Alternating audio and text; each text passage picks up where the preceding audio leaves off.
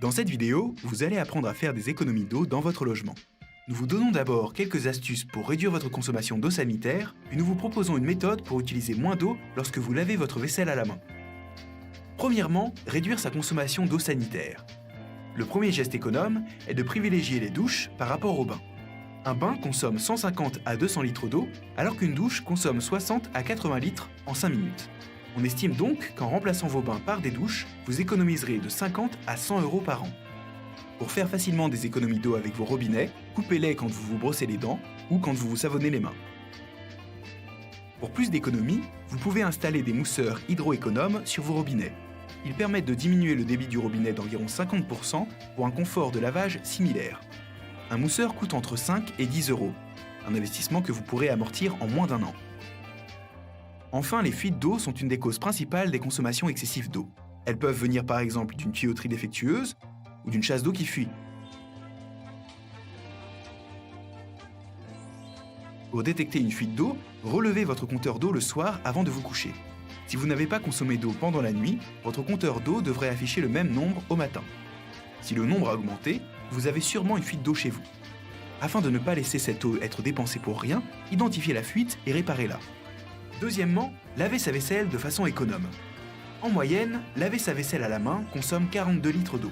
Mais il existe une méthode pour réduire votre consommation à 10 litres d'eau lors d'un lavage à la main. Pour cela, vous avez seulement besoin d'une bassine, d'un bol, de 2 éponges et de liquide vaisselle. Tout d'abord, le lavage. Nous vous conseillons de laver votre vaisselle immédiatement après votre repas afin de ne pas laisser la saleté y sécher. Commencez par remplir votre bassine avec de l'eau tiède.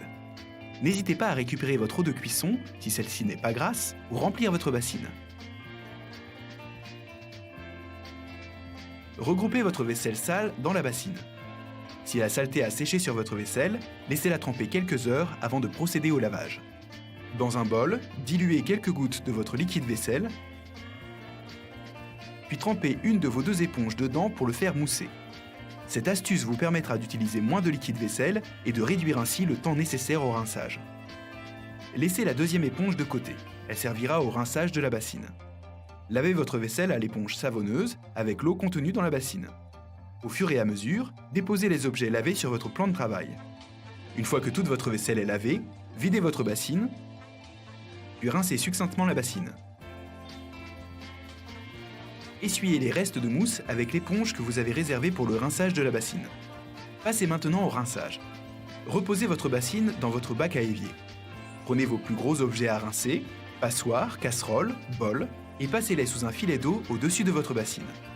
Utilisez l'eau ainsi accumulée dans votre bassine pour y rincer les objets plus petits comme les tasses, les verres et les couverts.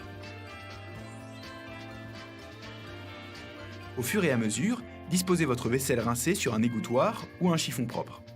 Lorsque toute votre vaisselle est rincée, rincez vos éponges au-dessus de votre bassine. Ne jetez pas l'eau de votre rinçage, elle servira pour le trempage et le lavage de votre prochaine vaisselle. En adoptant ce comportement économe, vous pourrez réduire significativement votre facture d'eau.